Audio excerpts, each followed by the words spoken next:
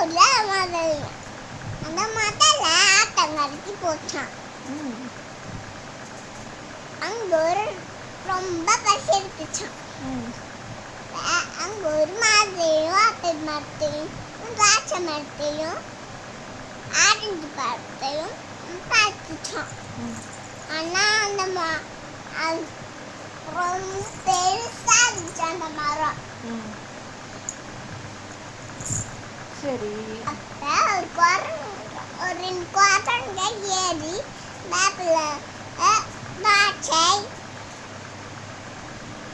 மாதுளை ஆப்பிள் எல்லாத்தையும் பறிச்சு கீழே போட்டு அந்த குரங்குங்கள். அப்ப அங்க இருந்த ஒரு பூனை மேலேயே விழுந்துருச்சாது எல்லாம். ருசிச்சு ருசிச்சு சாப்பிடுச்சா. ஆனா அந்த முதல்ல எதுவுமே கிடைக்கலையாம். அப்ப ஒரு புலி அந்த பக்கமா போயிட்டு இருந்துச்சான். அதுக்கு ரொம்ப பசிச்சுச்சான். குரங்கு கூட்டங்கள்லாம் பார்த்துச்சு. அது சாப்பிடலாம்னு யோசனை பண்ணுச்சு. ஆனா அது வேலையில இருக்கும்போது எப்படி சாப்பிட முடியும்? வேலையில இருக்கும்போது எப்படி சாப்பிட முடியும்? என்ன வேலை? அந்த மரத்துல இருந்து ஆப்பிள்ல பறிக்கிறதுக்கு எப்படி வேலை இருக்கும்? அந்த வேலை குரங்கெல்லாம் மரத்துல பறிக்கிற வேலை பார்த்துட்டு இருந்துச்சா? பறிக்கிற வேலை பார்க்கும்போது அப்ப அந்த புளியால எப்படி சாப்பிட முடியும்? சரி. அது அப்பதான் யோசனை பண்ணிச்சான். நம்ம போய் சிங்கராஜாவை கூட்டி வருவோம், அவர் நம்மளுக்கு உதவி பண்ணுவா அப்படின்னு சொல்லிச்சான். அவர் வரும்போது எல்லா அணியர்களையும் புளியாளிகளையும் எலிகளையும் பார்த்துட்டாராம். அதை போய் சாப்பிட்டு சொல்லிட்டாராம். அதுக்கப்புறம் எல்லாம் ஜாலியா இருக்காம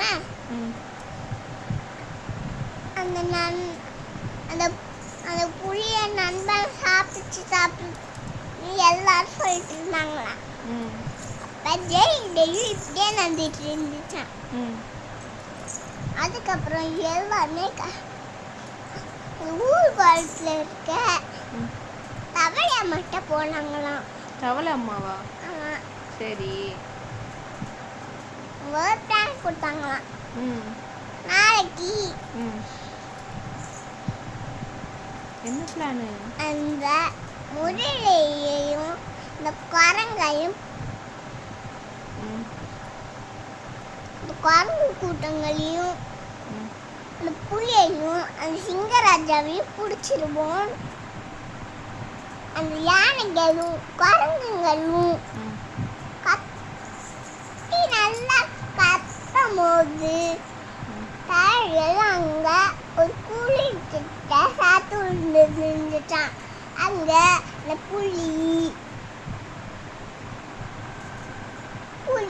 குரங்கு கூட்டங்கள் அதுக்கப்புறமா அந்த முயல் எல்லாரும் வந்து சேர்ந்தாங்களாம்.